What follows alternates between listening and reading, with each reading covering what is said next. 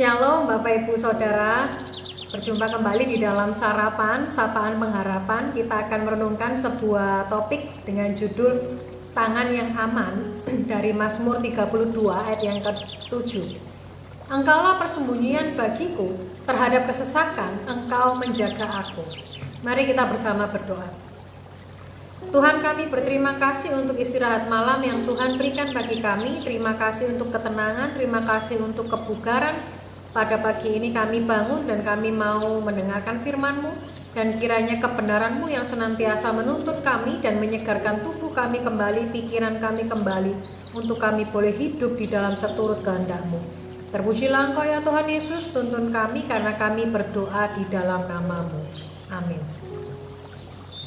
Bapak Ibu, seperti tali yang terburai, benang-benang kehidupan seorang yang bernama Daud Merkey putus satu demi satu.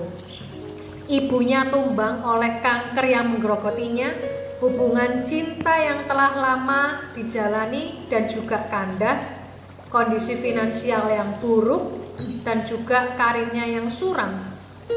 Ini membuat seorang bernama Daud itu mengalami kegelapan emosional dan spiritual yang menyelimuti kehidupannya begitu dalam, pekat, dan tidak dapat ditembus.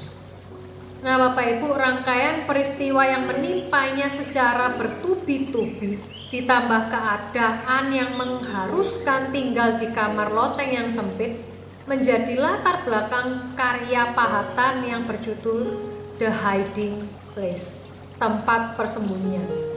Nah, pahatan ini Bapak Ibu menggambarkan kedua tangan Kristus yang kuat dan berlubang paku dalam posisi ditangkupkan sebagai tempat yang aman.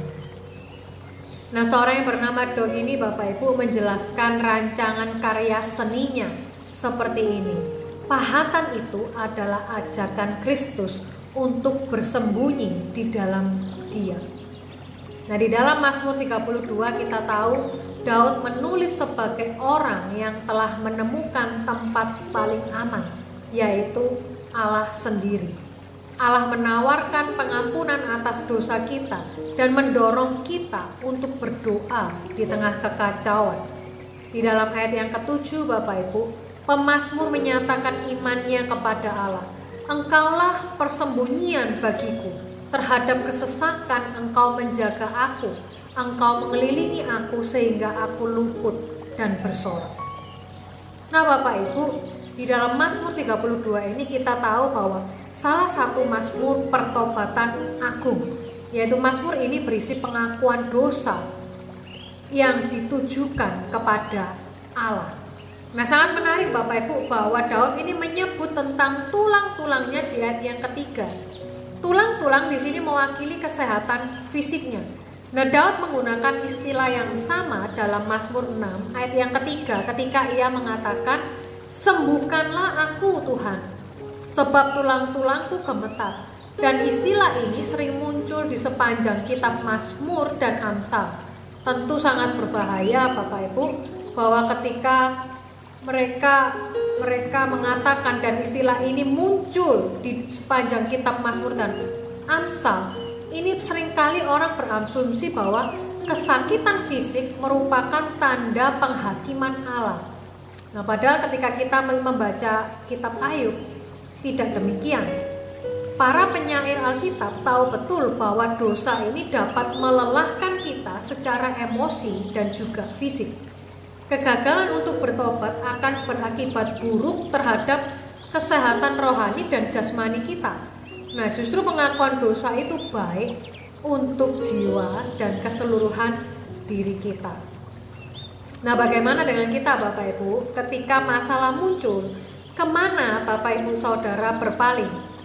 Nah, sungguh baik mengetahui bahwa ketika tali kehidupan duniawi kita yang rapuh ini mulai terurai, kita dapat berlari kepada Allah yang telah menyediakan perlindungan abadi melalui karya pengampunan Yesus.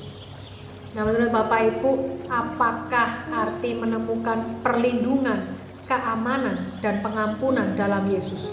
Dan bagaimana Sang Kristus itu menyediakan apa yang kita butuhkan untuk menghadapi segala kekhawatiran, ketakutan, dan beban hidup kita.